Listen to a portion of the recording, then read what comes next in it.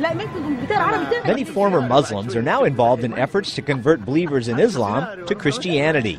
CBN News hooked up with some of them as they linked up with other Christians at the Seattle Revival Center. They trained in how best to reach Muslims and then went out to do just that at Seattle's annual Arab Festival. For some reason, Christians think Muslims are particularly hard to witness to.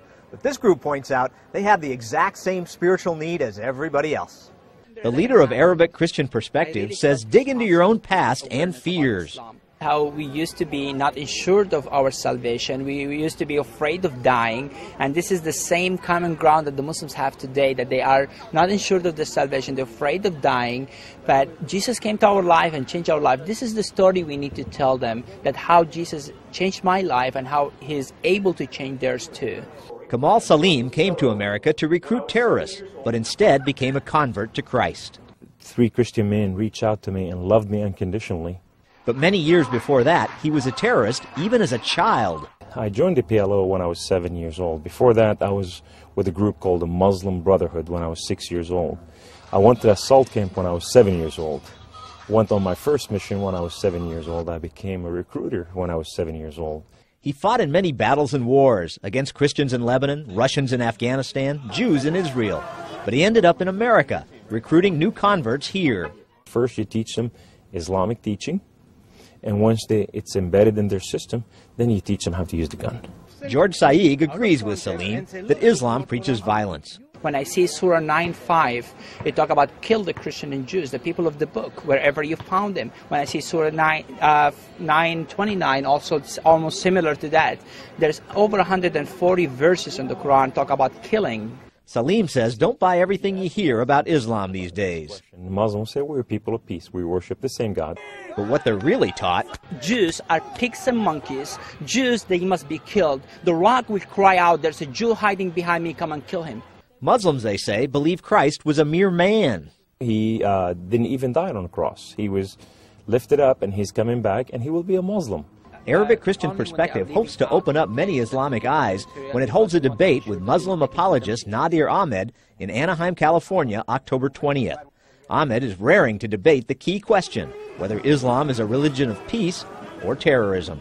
Yeah, there's a lot of anti-Islamic propaganda, especially by Pat Robertson and CBN and places like that. And, I'm really shocked to see how evangelicals love to promote this idea that it's not a religion of peace. Ahmed seems a natural for this debate. He runs his own website defending Islam. I believe there's clear teachings to promote peace with non-Muslims. And those verses are not mentioned by these propagandists, and that's what I'm going to do. I'm going to mention those verses. But it didn't seem very peaceful when Muslims eavesdropped on our CBN News interview with Saig, then ripped into him for telling us Islam was not a religion of peace. They yelled and screamed he wasn't telling the truth, shouting down the former terrorist Salim as he tried to defend Saig. Meanwhile, Ahmed insists Americans misunderstand Muslims and key Islamic words like jihad, which means struggle. Somebody's struggling with alcoholism, and he's trying to stay away from that. That's a jihad against alcohol.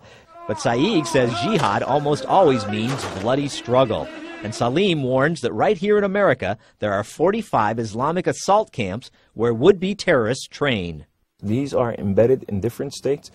Today, the recruiting ground is in prison system, high schools, universities, neighborhood.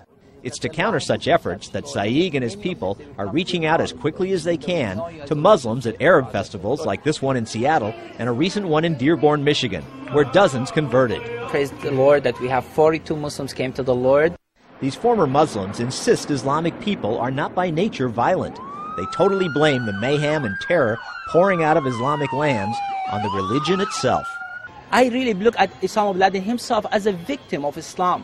My problem is not with Osama bin Laden. My problem is not with the Muslim people. My problem is the teaching of Islam, the teaching of Quran. Because this is what pushed Muslims to do what they're doing. So while these Christians say that Islam itself may be a danger, they believe the Islamic people are as deserving of love as anyone else and can be just as open to Jesus. Paul Strand, CBN News, reporting from the Arab Festival in Seattle, Washington.